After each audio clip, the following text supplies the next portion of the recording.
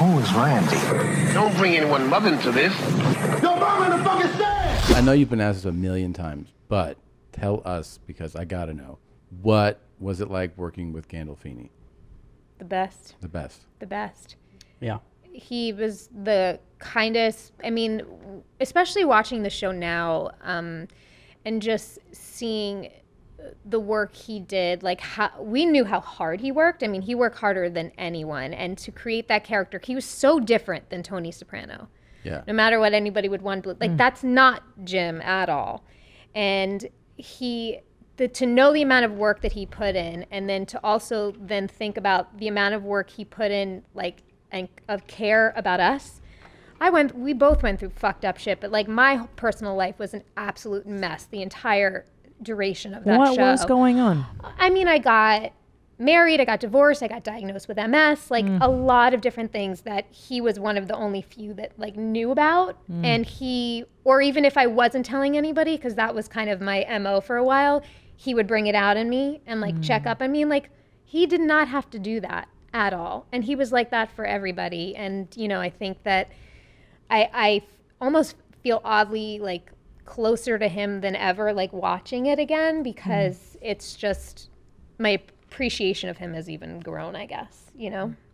Yeah, he couldn't have been better in Yeah. I mean, just insane. Like everything, like with our relationship, everything he did was just perfect. Like we were in the kitchen one time and on the show and talking about like, I had never seen a play because everybody's such an actor on the show, and I'm like, I'm just waiting for this to be done so I can go take Percocets and like, you know, like, and so he's like, you've never seen a play in your whole life, and I'm like, no, and he's like, all right, we're going to a play. So the next day he hits me up. He's like, all right, Friday night we're going to see like Rainmaker or something with Woody Harrelson, and we both sit down in the chair. And he reaches in his pocket and he pulls out like an asthma pump, and he like does his asthma pump thing. And I reach into my pocket and I just pulled out my pump. I was like, yeah, you know, I remember like exactly sitting right there. And then we just sat there and like watched the play, and then we went to eat after. But he was just, there was one time where he called us into his trailer like in the middle of the day. And people don't realize how much shit he had to do. Like when you talk about how hard it was, it's like he's in every scene.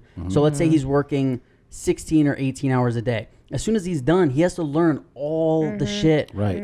So it's like, when are you Tomorrow's supposed to monologue? Yeah. So they give you a turnaround of say 6 hours, 7 hours, 8 hours, whatever, and then he has 9 pages of dialogue to learn in that time, and not just learn the words, but figure out. He was super, and so he called us into his trailer and he just handed us all a check, like a huge check. Because we're never going to see residuals of the show, and he would, and so he divided up a big sum of money amongst all of us to give us all a little piece. Like everyone got, I don't know, $35,000, something like that. Wow, that's really kind. That's very to do to kind. children. Yeah. Like, Yeah. I remember I mean, I saw it not recently, but like a couple of years ago. I mean, you saw it in person, but I guess, because you're not there for every scene, obviously. It was some intense scene between him and what's Spider?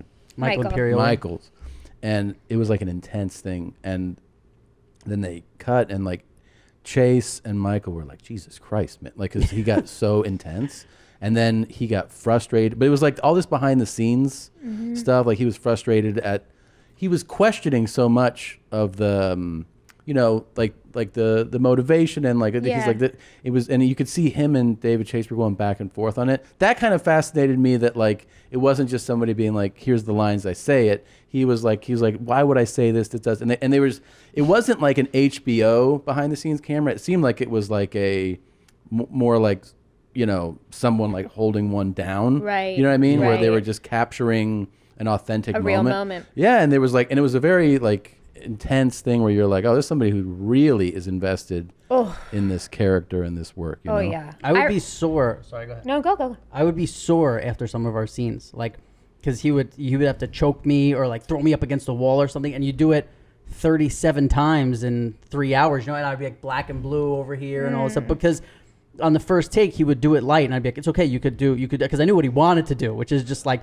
there was one scene where he had to like take me from the bed. Yeah, he fucked you up. Yeah, and he would like there was a time where he threw me into the closet and like everything fell and like it was crazy. But and I would tell him like it's okay, like go, and he'd be like, "Are you sure?" Like, and as soon as they said cut, he'd be like, "Oh, I'm so sorry. Are you okay? Like, do you need water? Do you need anything?" I'd be like, "No, it's fine. Let's go again. Like, let's while we're."